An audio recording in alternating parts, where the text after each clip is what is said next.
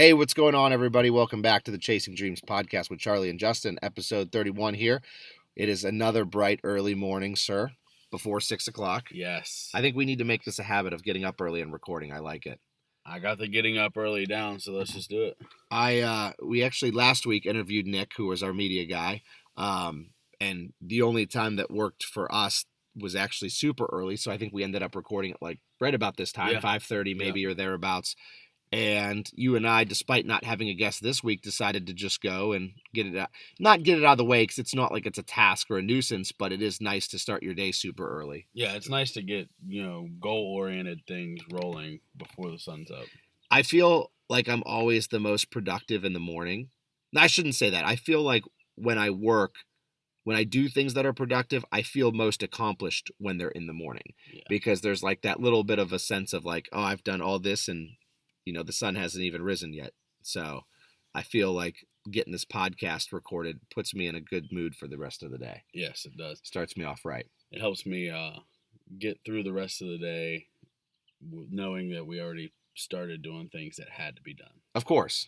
And I told you, like, one thing that I started doing just actually recently was we've talked in the past about all these different methods or strategies that you can use to help time orient yourself and help with time management skills, which I feel like that's one thing that no one can get too good at. I mean, You can always improve time management.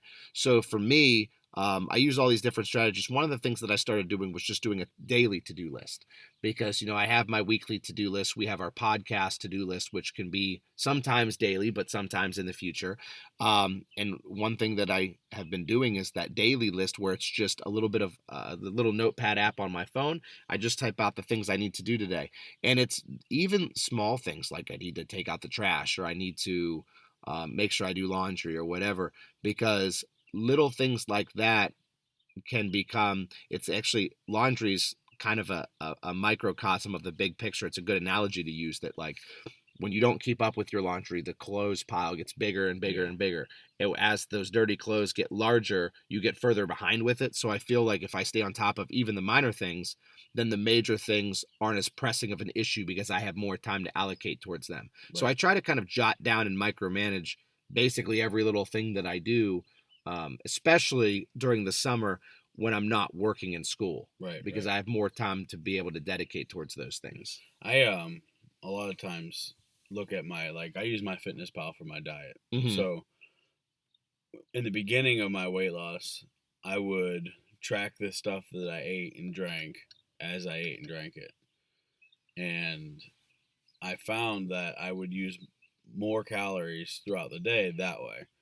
But if I use my Fitness Pal as a tool and say, okay, this is what I'm going to eat for this day, and I added everything in the morning, when the food was gone, the day was done, regardless of what time it was. Mm-hmm.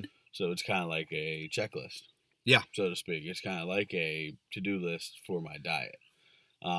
Every time I go to the gym, first thing I do is take my pre-workout, I get stretched and warmed up, and then I get my notebook out and I write down my workout. Mm-hmm. So it might change a little bit every day, hopefully. Obviously, progressive overload has to. But I utilize checklists. It's the same way, pretty much. There's something very liberating and such a great feeling when you cross off something on a to-do list, even if it's simple. Like the analogy we brought up earlier was like, it's like doing the laundry. It doesn't matter what it is. When you do a load of laundry, you do something productive, crossing it off feels so good. So speaking of training, how's that been going? Real good. How about yourself? Same, likewise. Good. It's kind of just, so I sent an update to my coach, Austin, who we frequently talk about on the show, and he and I spoke, and he's actually ready to come on the show whenever we are. I feel like when we bring Austin on, it's going to be like the legend. It's so difficult with him to choose a topic, though, because he's one of those guys where he knows so much, and he can get so specifically detailed, too. With him, I want to try to do something a little bit broad and even vague in a sense, because we have, our listenership is pretty widespread, and very, I guess, different. They're not all bodybuilders. They're not all even fitness people necessarily. Right. So I want to make sure it's kind of a broader topic that you can kind of parallel to other areas. But I was talking with him, And I said that I feel bad sometimes when I send him boring updates when there's not really a lot to talk about. Where I send like my weight chart, digestion is fine, energy's fine, all that stuff. But then ultimately, that's really what you're looking for. Right. Like, you don't want to have to change things very often. I remember that you and I spoke personally about this several times, and I'm sure we've mentioned it on the podcast before about how a lot of times with coaches, you'll have people that get upset when their coach doesn't manipulate a whole lot of variables through updates. Like, hey, I sent my coach an update and he hasn't changed my diet in 3 weeks. And I think that is indicative of a good coach, even more so than changing things. Not only do you need to know what to change, but you need to know when to change them. Right. It's like the old saying, if it's not broke, don't fix it. If you continue to progress, I'm not going to change anything. I mean, Right. that's what we want. We want to continue to progress. Um, Kind of like we talk about the minimal effective dose. You want to do the minimal amount possible to still get the desired result. So I don't want to, cut calories super low or bump them up super high or upregulate training volume a ton or anything unless it's absolutely necessary Right. to elicit a response. So sometimes, the boring updates are the best updates. Right. Right. That's bringing up the diet topic. And like not diet, but the programming. Mm-hmm. People always ask me a lot, not always, but I mean, it just recently in the last 2 years started where people ask me a lot, what should I do to lose weight? What should I do to get stronger? Or how'd you lose all that weight? And I'm like, just do more than I was yesterday. I mean, was the initial plan. Mm-hmm. Eat less than I did yesterday at first, drink less pop than I did yesterday at first. And then when I started exercising, it was exercise more today than I did yesterday. I don't suggest everybody jump head over heels into extraordinarily low calories, extraordinarily high levels of cardio and strength training 7 days a week, twice a day, because then you don't have anywhere to go when you need, like you said, to elicit that response. You don't have anything to add or take away because you're low and high. Yeah, there's nowhere to pull from at Right. that point. On the podcast one time we talked about, I got this from John Meadows, who talked about the card analogy. He said with fat loss specifically, he said you have all these cards to play. I'm sure most of you have heard me say this before. He said that you can have different cards for fat loss. So you can have a cardio card. He said you can have a increasing metabolic output through training card. You can have a caloric restriction card. You can change your food sources to eat, quote, cleaner foods. You could have a supplement card, an over the topic card, or over the counter supplement card. You can even have an illegal drug card, like if you want to use like performance enhancers, whatever the cards that you see fit to play. If you play them all at once, what's going to happen eventually is you're going to stall out. Now, once all those cards are laid down, where are you going to pull from? Right. So, if you want to go into a fat loss stage, even if it's like more serious where you're getting ready for a show, don't play all of those cards at once. Start by just upregulating training a little bit, keeping calories the same. Then maybe a small dip in calories. Then, after continuing to pull calories away for a little bit of time, start to slowly and progressively add some cardio. But I think that it's very easy for people, because I see it at the gym, and sometimes I've been guilty of of this myself more than anybody. But there's times when people get so caught up in the monotony of doing things and the routine of doing things that the structure and the habitual nature of what we do almost becomes detrimental to them. Agreed. So like I've the biggest one with me is training, where the training intensity remains pretty stagnant. And really the only way this changed for me was to keep a logbook. That was like pretty much the be all end all of being able to change my training for the better, where I wasn't, keeping track of my weights. So I would go based on biofeedback, just how my body felt. But the issue with that is that biofeedback can also succumb to the mind sometimes. And if the motivation isn't there, you're feeling tired, maybe, yeah, that could be your body telling you need to deload, or you need to take a rest day, or you need to auto-regulate some of your weights by bumping them down a little bit.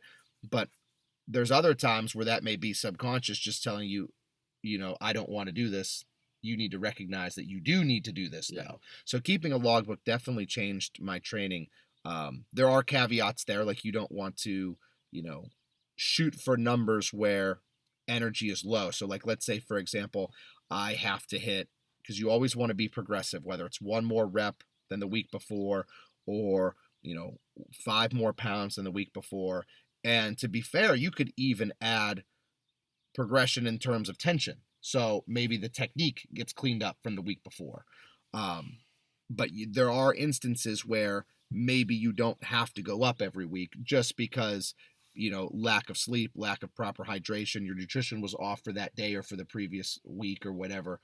There are a lot of variables that you can look at that kind of regulate if you should be progressing or not. Because let's face it, if you look at progressive overload for training or cardio or nutrition or whatever, there are going to be instances of plateauing. Right. Like if you went up 5 pounds on your bench press, you know, every week, you would be the strongest person in the world within a couple, like 2 or 3 years. Yeah. So right. No matter how weak you are, here we come. Yeah. So I think that you have to be okay with being stagnant, but just be cognizant of the fact that you're going to get stagnant. And then when you do stagnate, why am I stalling? Why am I plateauing? What's going on here? So progressive overload is definitely the way to go. We've mentioned it on the show a million times. And that is an analogy for life, right? I mean, it's like you just started talking about with the cardio thing. Like, yeah, you have to start somewhere. And then once you start, the structure and the specific plan doesn't necessarily need to be in place. The only degree of specificity you need is how much more am I going to do than I did last time? How much do I need to do today, and how can I increase it tomorrow? Yeah. So it kind of, everything we've been talking about comes back to time management a lot of the times, because like, and that's what I was getting at, like when I said don't go head over heels where you're doing, you know, you work 12 hours, you sleep 8, you know, so you have 4 hours left. Don't work out for 4 hours, meal prep for 2 hours, and expect to fit everything in a 24-hour window, but then still be able to overload tomorrow. Yeah. Go higher. You have to plan everything so meticulously, but then I'm going to throw a caveat to that is, if you need to do something, just do it. Like, don't worry about the plan today if today's your first day. Mm-hmm. Make your first day something more than you did yesterday, because that's the plan, and then your plan will grow. You know, it'll fix itself, and then if it doesn't, then you ask somebody, and then if that plan needs fixed, then you ask somebody else. You know what I mean? This whole process for me was a growing, and I don't know how to put it into words exactly, but it's definitely important to just plan everything. That's why the book, I bring this notebook with us now. We don't even write nothing in it. You know, it just has an episode title and kind of a theme for the topic. But other than that, I don't write nothing down anymore. But it's here in case we need to write something, because that's part of the plan. Yeah. So, you know, it's, you know, now I have, you know, because of you, I have notebooks for everything.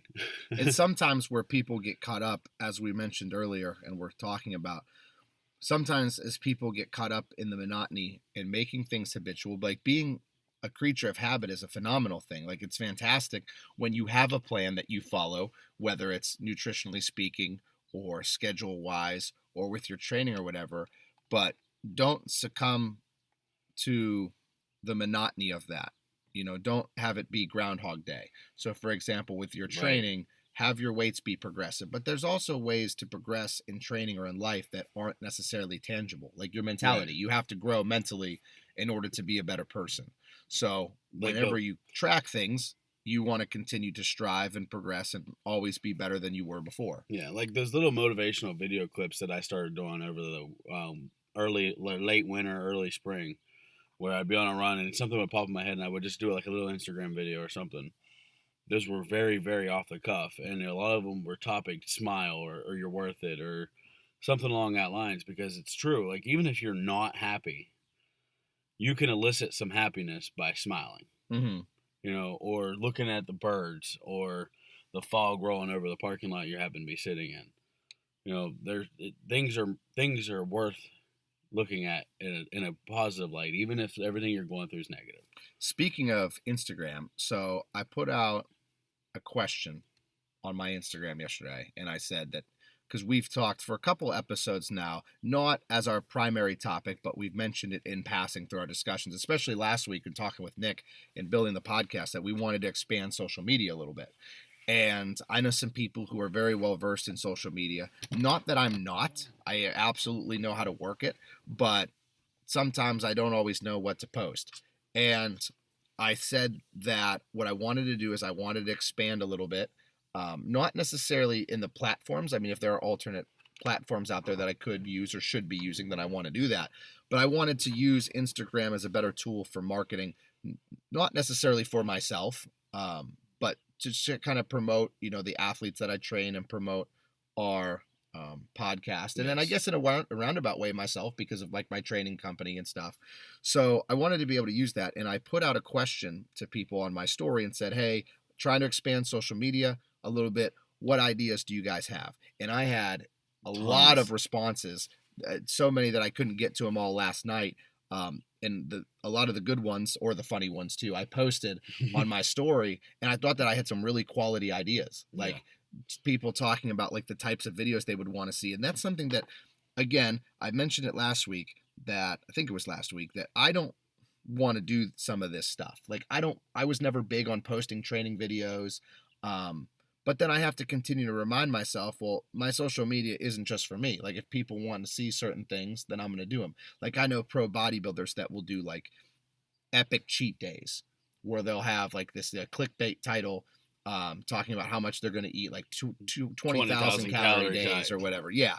And these guys, a lot of them will say like, I don't like doing these videos. I don't like having a camera follow me around all day. It's kind of a nuisance, but they recognize that as kind of a necessity to grow themselves and grow their brand. So they're going to do it. Right. And that's kind of where I'm at. Like, yeah, I may not like stopping mid workout and for a set give my camera to a training partner and say, hey, can you film me? I got to put this on Instagram. Because sometimes, and I shouldn't worry about this, but sometimes I worry that people may misinterpret that. Mm-hmm. I never want to be the person who's taking pictures or recording videos and have people look at that from the outside and say, look at that guy, he's full of himself posting these videos or taking pictures with his shirt off, because that's obviously not the case at all. Anytime I'm taking pictures, it's for comparison's sake. Mm-hmm. Anytime I've, been posting a training video, which has only been recent, it's, to put on social media for other people to see. And then within that context, I always try to be informative when I do stuff. Not that I'm going to revolutionize the training world with one of my training clips, but you and I both give insights into our training. We explain what we're doing, why we're doing it.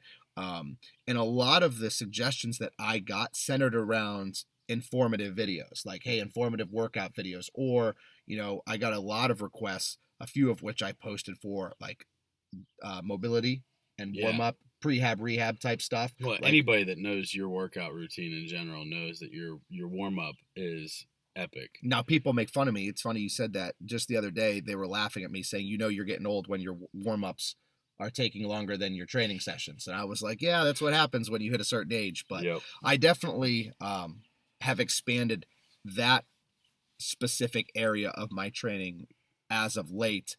And I kind of wish that I was more mindful of that stuff prior to. I mean, It's like everything in life. You wish you knew what you know now long before you knew it. But at the same time, that's one area specifically that I feel like I could have progressed a little bit faster if I was a little more mindful of those things. Right. We talked about having Adam on the podcast, who's not only a business owner, he owns an athletic training facility outside of Pittsburgh, but he's also our deep tissue massage therapist. And we want to have him on to talk about all those little things that you can do to help upregulate your training and stay healthy. Because, whether it's deep tissue or chiropractic work, whether it's prehab, rehab, like actual therapy that you do on your own, all those little things play a big role in the big picture. And I wish that I would have focused on those a little bit more when I was younger, especially in college, because the training was just, warm up like for bench with a couple arm circles, throw a plate on and go. Like the load was the warm up. There was no mobility work or anything like that, which I thankfully, knock on wood, I don't have any nagging injuries that I'm aware of, like nothing that causes me any chronic pain right now. So I've avoided that stage of my life. I got out unscathed, at least to some degree. But I just want to make sure that I have enough under my belt, enough of kind of like a repertoire under my belt to go forward and still maintain my health Right. and my longevity and stuff with training. I like when you talked about earlier too the quality. So going back to like posting videos, Mm-hmm. I don't post the best looking sets. Mm-hmm. I pick a set that I'm gonna record and I record it. And like yesterday, I hit a for reps PR on the squat of 315, and it was new. I used the yoke bar, which was new to me, and depth to me wasn't very. I didn't get very deep. It was kind of shaky, but that was the set that I planned on recording. So I recorded it and I shared it because that's what I wanted to share. I'm not like the guy that wants to doctor up my sets, and I know you don't doctor up your videos either. Mm-mm. I record out. I'll cut down the beginning and the end because of the walk away or the walk to from the camera or whatever. Because a lot of times I'm setting the my phone down and kind of pushing record and then getting in there and doing my set. Yep. But so I'll cut that stuff out, but other than that, it's raw. I don't change nothing, and I don't hide nothing. And I think it's important when you're doing this. It's just because I use the videos a little differently. I'm using the videos as self accountability. Mm-hmm. You know, the same way as when I would go to the track and post a picture every night. You know, Yep. at 9, 10 o'clock at night, walking in the stars after work, after a workout. Got to get my cardio in. It was accountability. At one point, I forgot to do one for like 3 days, and I had like an inbox for days. People wanting to know what's going on. Did you get hurt? Did you quit? You Mm-hmm. know, and it's kind of insulted as the did you quits were they? You know, to me, actually, now looking back, I'm like, you were the ones. You guys are the OGs that were like, wait a minute, dude, you ain't quitting. Mm-mm, not without a fight. And I like that stuff. So Mm-hmm. I use it as accountability. So, Don't you think there's such a high degree of authenticity that comes with that, though? Like not yeah, posting only the good sets, right. and because see, I've gone on that little bit of a tangent before on Instagram, where I just feel like Instagram, it's social media in general, is it's almost like a facade for a lot of people. Where, and I'm guilty of this too. You know, I don't want to sound hypercritical of other people when I do the same thing.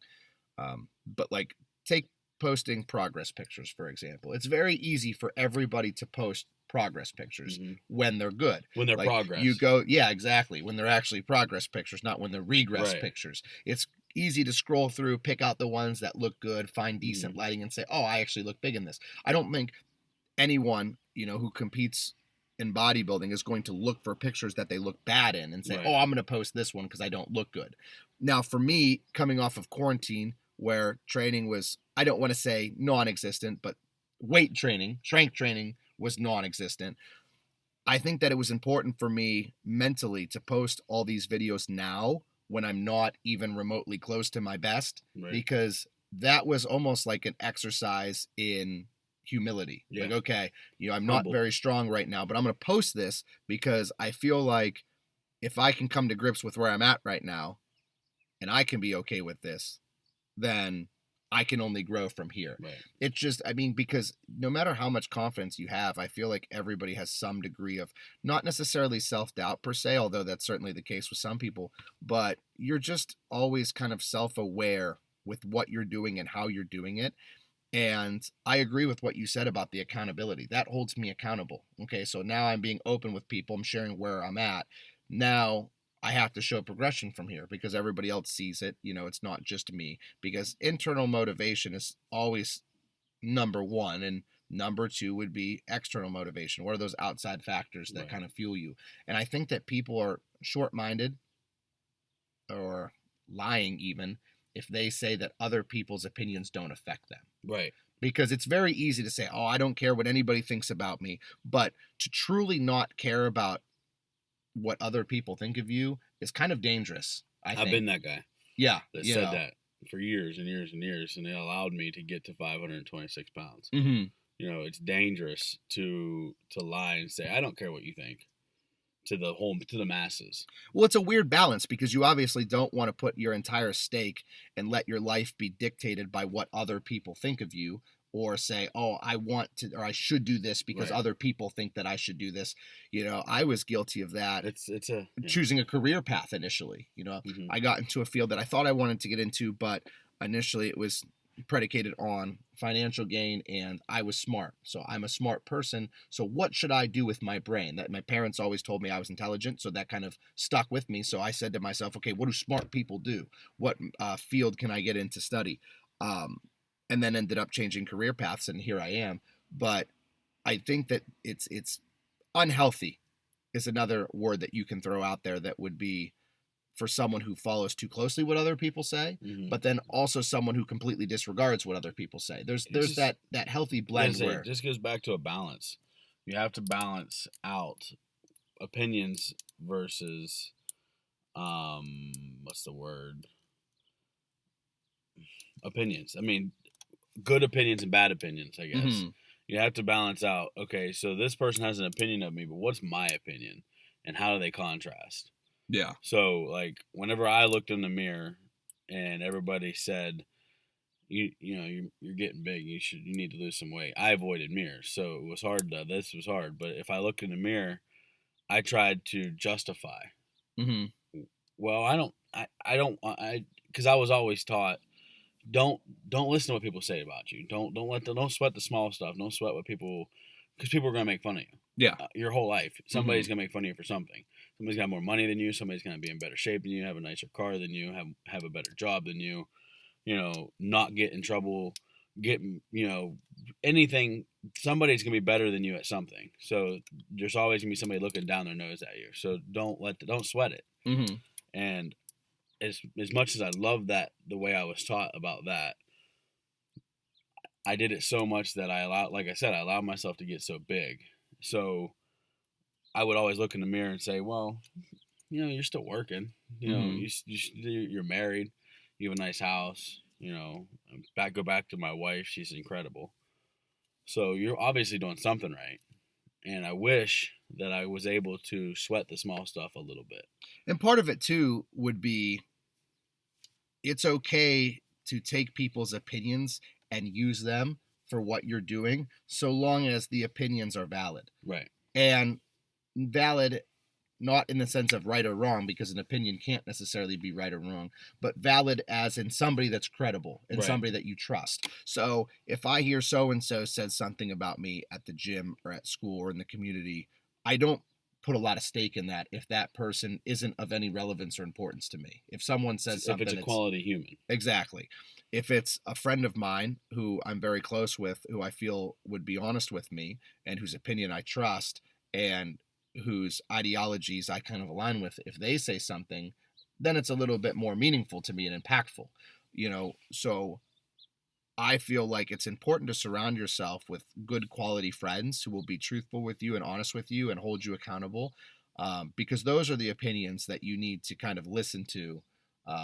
And it's not a science. It's difficult to pinpoint how to listen to the voices that you should listen to and how to avoid the influences that you should avoid, especially in a gym setting, because you can have people that are coming at you from all different perspectives and all different rationales. Like some people can say, oh, you should do this training style, or you shouldn't do what you're doing, or you should use this technique, or you should be following this diet because I know so-and-so did it and it worked for them. And a lot of people are trying to be helpful, but you need to decipher who's trying to be helpful and who's not.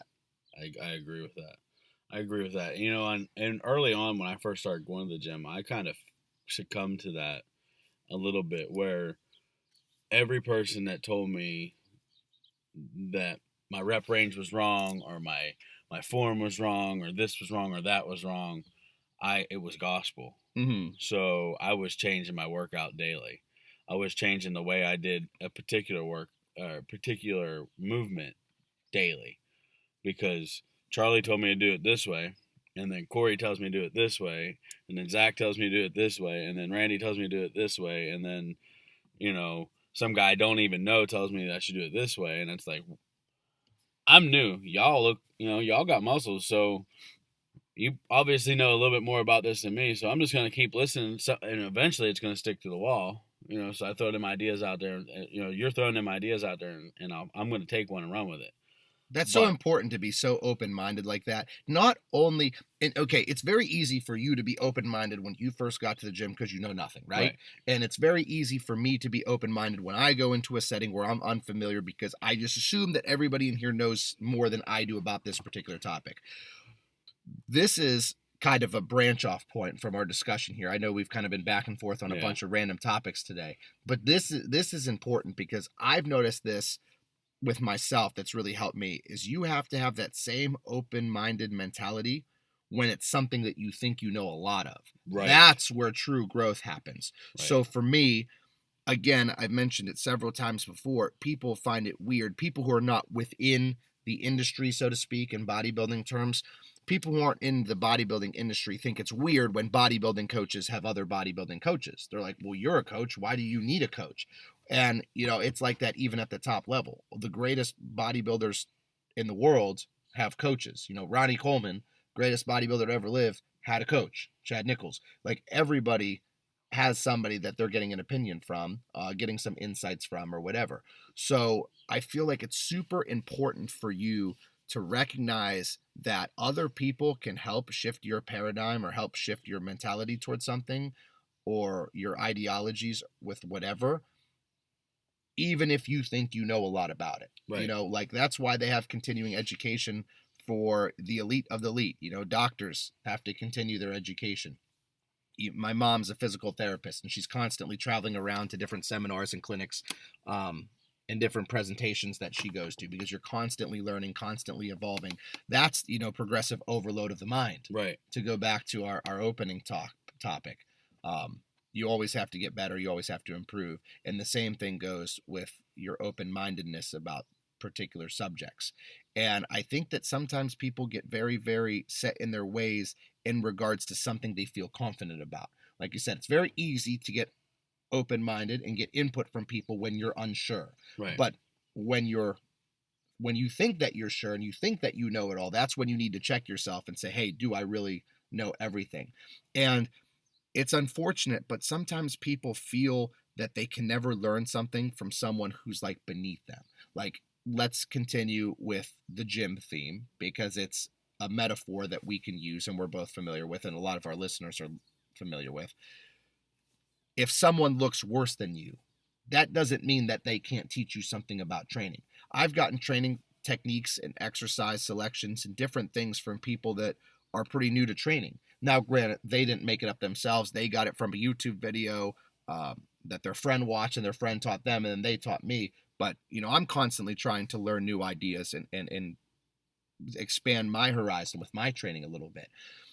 Good example of this was last week, maybe 2 weeks ago, a gentleman named Nick, I believe his name was, and I'll actually put him in the show notes, tag him.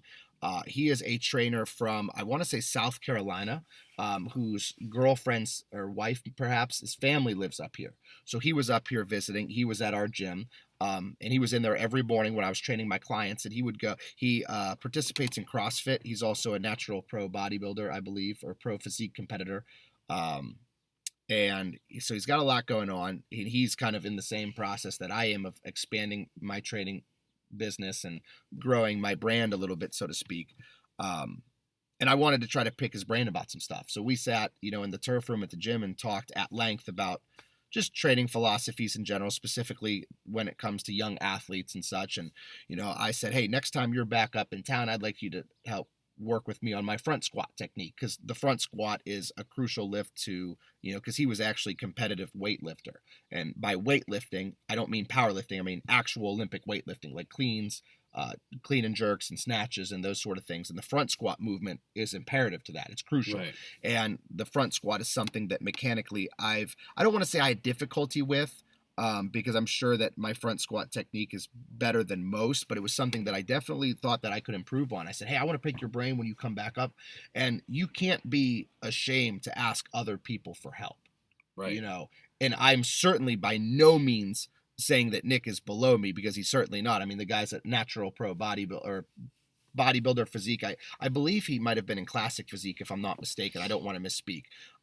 But I believe he does contest prep. He works with athletes, so it's essentially another version of myself. But when there is somebody that's, quote, below you, and it's not that I think I'm above anybody. So I don't want to say that. Maybe the correct term is less experienced. Right. I don't want to say beneath you, but less experienced than you. You can learn from those people too. Never be afraid to ask questions. Sometimes I'll see people that are new to training and I'll ask them, hey, why are you doing this? Not because I'm questioning what they're doing in the sense What's that your I goal? can. Yeah, I just want to know.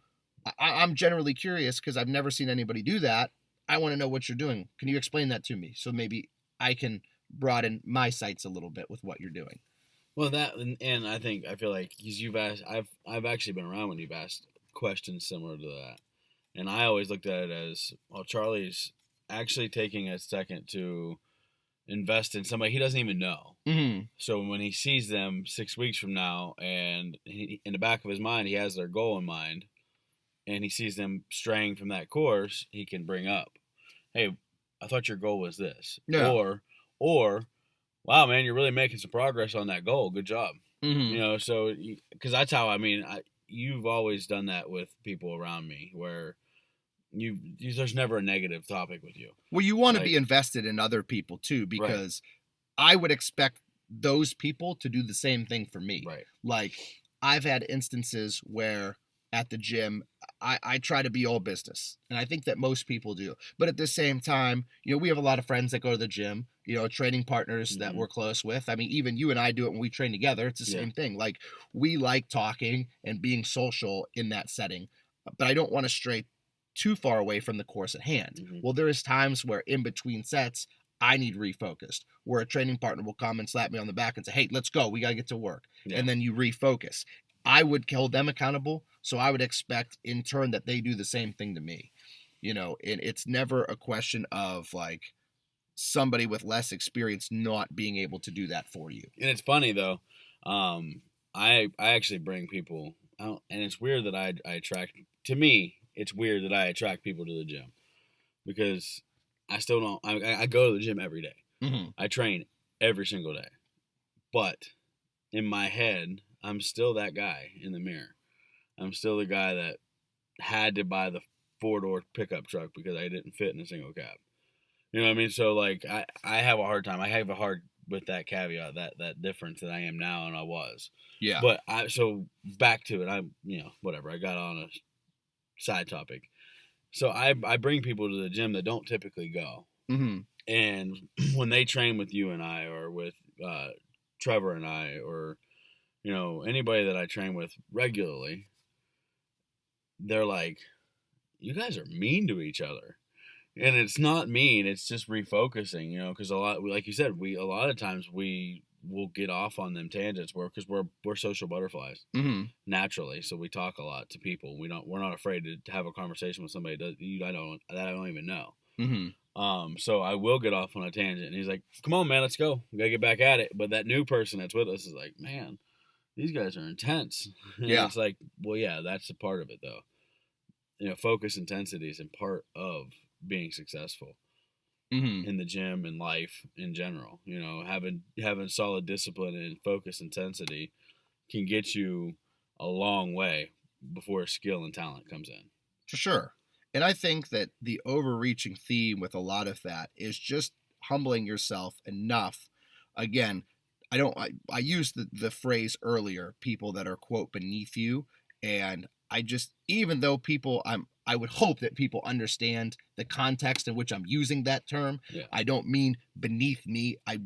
The better way to describe it would be less experienced, like I said. But that's kind of the overreaching theme here, is you can't be afraid to ask people for help and know that you can find insights and valued opinions in everybody. Yeah. There are a lot of people that look a lot better than me that don't have the extensive knowledge and training and nutrition and supplementation and lifestyle that I do, but they look better than me. Likewise, there's people who know a heck of a lot more than I do that don't have the physique that I have. So you kind of need to balance that and understand that you can find helpful tips and suggestions from everybody in regards to certain topics. Right. Like, I don't know if I've told this story on the podcast before, but it's kind of a theme that I find myself revisiting, or a story that I find myself revisiting, because it's so important for me. The one thing that I've never done in the gym is give unsolicited advice, because I don't feel like I've even earned the right to do that. The second reason is because I know that people may be doing things that look wrong, but there's a certain reason why they're doing them. For example, if you're doing a certain exercise and you don't have what would be considered a perfect range of motion, there may be an injury history where that's the reason why you're doing it, to avoid pain, or to avoid, resurfacing or re-aggravating a particular injury. There's reasons behind why people do things, and you have to be aware of that. And I think that it would be short-sighted of me to look at someone and say, you're doing that incorrectly, because that's not how you, quote, should be doing it. One thing I think about is squat technique. There is a mechanically, you know, anatomically speaking, a perfect way to squat. Now, that perfect way to squat would be feet facing forward, maybe slightly rotated out, with great hip abduction, deep squat. I had a tough time with my squat finding my stance. I always thought I needed to widen my stance and keep my feet a little bit straighter. I don't turn my toes out to an excessive degree. I mean, it's very slight, but I wanted to kind of neutralize them a little bit. And eventually, working with my sports performance doctor, I guess for lack of a better term, Dr. Baker, who practices out of Steubenville, Ohio. He's a movement specialist who's helped me a lot with a lot of my techniques and mechanics and stuff. My hips are so narrow that I can't squat very wide, nor should I. I mean, it would be totally inefficient and counterproductive for me. Right. So my squat technique and the way my foot placement is doesn't look perfect in terms of how it should look in an anatomy textbook, but there's reasons why. So the story goes, I was training in the gym one time, and this was back when I was in prep for my first show. So I was in college at the time, had never done a show before, was working with Jack Sullivan, who was the former owner of Real Training and Fitness at Erie, which is the gym that I trained at, who's now branched off into future endeavors. I believe he's opening up a studio gym where it's more based on like fitness classes, less hardcore, so to speak. That's my understanding of it. Jack is also an NPC judge and an IFBB pro judge, so he judges the professional bodybuilders. He judged at the Arnold. I mean, the dude's very well connected in the industry, and he was my prep coach, and now is a good friend of mine. So Jack was getting me ready for this show, and I was probably 5 to 6 weeks out at the time. And my training split at the time was 2 leg days. So one day was a quad focus, and one day was a hamstring focus. Now, any type of compound leg movement you're doing is going to hit both hamstrings and quads. So it's not necessarily that you're doing only isolation movements. But a lot of those variables would be changed to try to target one a little bit more than the other. Say, for example, I'm doing leg press on a quad day. My stance would be a little bit narrowed, feet a little bit lower. And then if I was doing leg press on my hamstring dominant day, I would have my feet a little bit wider and a little bit higher up on the platform. Anyway, I was doing lunges, and it was on my quad dominant day. So I was doing stationary lunges using dumbbells or kettlebells at the time. And my stance was neutral, but my steps forward were pretty short. So I wasn't taking big, large steps. I was taking kind of like shorter steps, trying to focus on, knee extension, leg extension through the movement to just kind of hit my quads a little bit more. Purposefully not going longer steps to target the posterior chain. Didn't want glute or hamstring involvement as much. So there's a reason why I was doing these lunges shorter. Guy came up to me in the gym, and, I always train in a hoodie and sweatpants. I've done that since day one. And this guy doesn't know what I look like. Not that I look like a freak of nature, but I was 5 weeks out from collegiate nationals at the time. So, in my estimation, for a college kid, I thought I looked pretty good. And, he came up to me and said, "Hey, man, I just want to let you know you're doing those way wrong." And me, trying to be open-minded, I said, "Okay, what's the issue, or what's wrong?" He said, "Well, you're taking these short, choppy steps." He said, "You really want to engage the glutes and the hamstrings, so you should be stepping longer and stepping further out, so that way you get more hamstring activation." I didn't think that it was worth it at the time to explain to him that was literally what I was trying to avoid. I was wanting to avoid that. Right. I want to do the exact opposite. So I told the guy, thanked him. I said, I'll have to try that next time. I appreciate your insights. And that was that, and let it go, right? Flash forward, probably about hour later, I'm done with my training session. And Jack takes me into the back room in our locker room to pose and hit a few shots to, just gauge our progress. Because we used to pose twice a week at that point. So I'm going through some poses. Well, this gentleman walks into the locker room as I'm posing. And he looks at me and in a little bit more colorful language than this says, "Holy crap, man." He's like, "I didn't know you looked that good. I didn't know you looked like that." He said, "You know what you're doing." And it kind of like was funny to me because that was kind of something that I've always carried with me. Because I'm like, you know what? There are reasons why people are doing certain things, even though you may not recognize what those reasons are. So I will never intervene with someone in their training and give unsolicited advice. The only time I could foresee myself doing that is if it was an injury risk. Yeah, like blatantly dangerous. Yeah, where someone was going to do something that might hurt themselves, and I'm like, maybe I might need to address this. Yeah. There are times, though, with my friends that I'll do it, not for changing technique or whatever, but I will give them suggestions on things that work for me. Like, hey, I used to do that tricep variation. Didn't really work for me. One thing that worked for me was trying to change this attachment on the cable and use this instead, and tell me if you feel this or you like this better. I'll do that with my friends. Again, I really won't do it with someone else just because I don't feel comfortable. And I don't want people to get the wrong impression. Right. Because initially, I'll be honest, even though I was polite with that guy, when he said that to me, I was kind of upset. Yeah. Because I'm like, hey, buddy, I know what I'm doing. And secondly, like, the reason you just gave me is the reason that I'm not doing that. I'm specifically trying to avoid hamstring activation. So it just kind of, again, was something that stuck with me, and I kind of took with me throughout life and said, don't give suggestions or opinions unless your opinion is asked. Yeah, and I guess to wrap that up really would be, don't judge a book by its cover. Yeah. Oh, and dude, that is such a huge, huge statement that goes along with everything. Yeah. That is kind of a better way and a more succinct way to put what we talked about of you can take advice from everybody, right, but you should only value. I don't know. It's kind of hard because I feel like we're going both ways with this. We're telling, and it may be confusing. We're telling people you need to value everybody's opinion because everybody can have some insights that help you. But as far as we're also telling people, to avoid taking everybody's opinion to heart. So I guess the way to put it would be take everybody's opinion and ruminate it on a little bit, but don't take the opinion of people that you feel don't matter to heart. So don't obsess over them. Yeah. Think about them. Like I said, ruminate on it a little bit.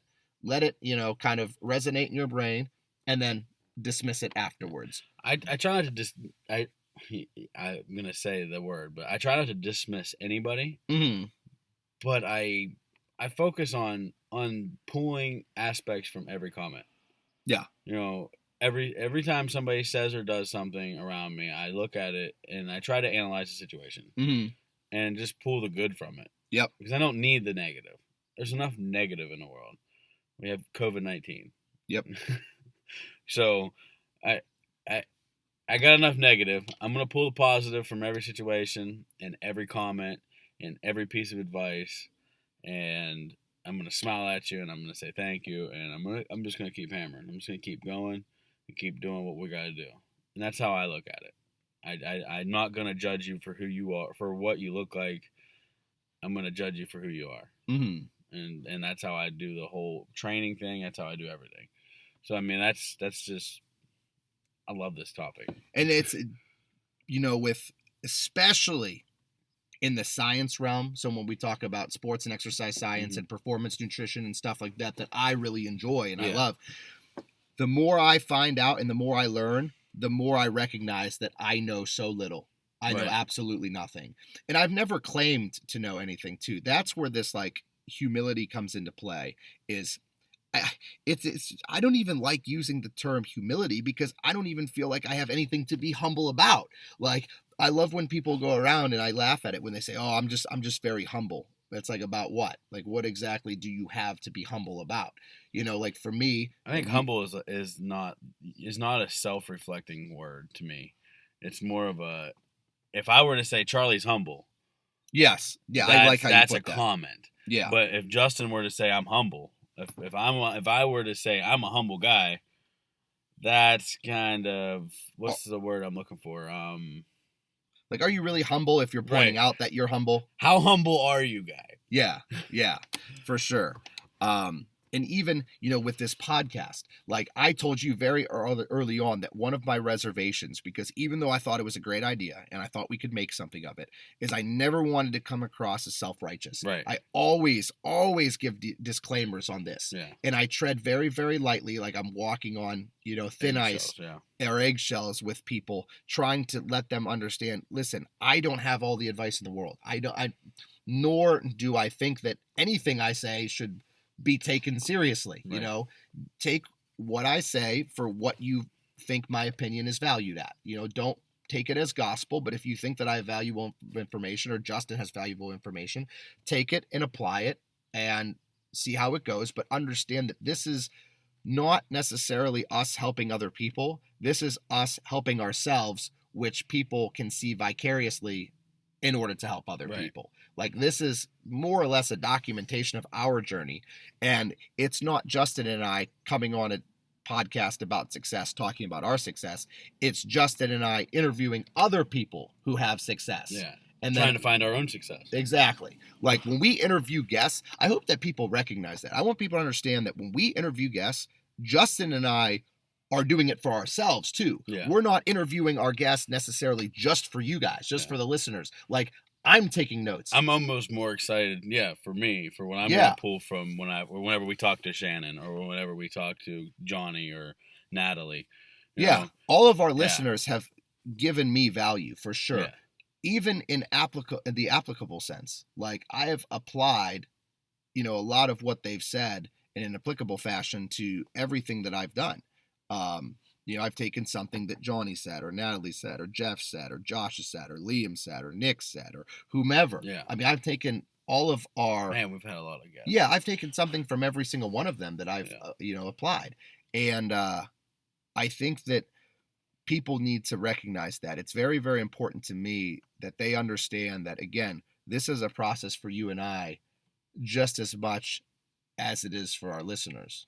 And, we are always trying to get better at the podcast. Hopefully every interview or every duet that you and I do, we constantly want to improve the quality. We constantly hope to grow our mindset. And I kind of want to leave us with a final thought that I was in my own head playing with. On Twitter, I posted something about how it's really cool to see the things or thoughts that I have had in my head that have evolved over the years. I was this stance on one political issue, and now with that same issue, I've completely flipped. And I find myself doing that a lot, with politics or, social instances, or with the gym, like certain training philosophies or methodologies or whatever. And I posted a tweet, something along the lines of, I'm paraphrasing here, but something along the lines of, when you do that in politics, it's called flip-flopping. But when I do it in life, I think it's called maturing. I think that's a better way, because they'll look back at all these politicians, whether they're Republican, Democrat, whatever, libertarian.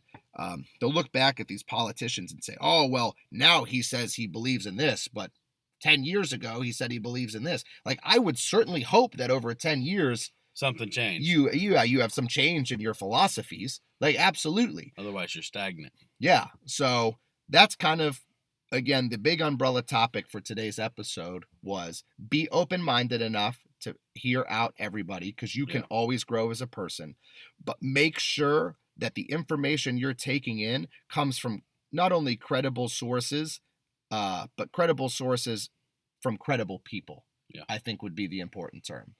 And then to feed off of that just a little more, surround yourself by people that are only credible. Yeah. 100%.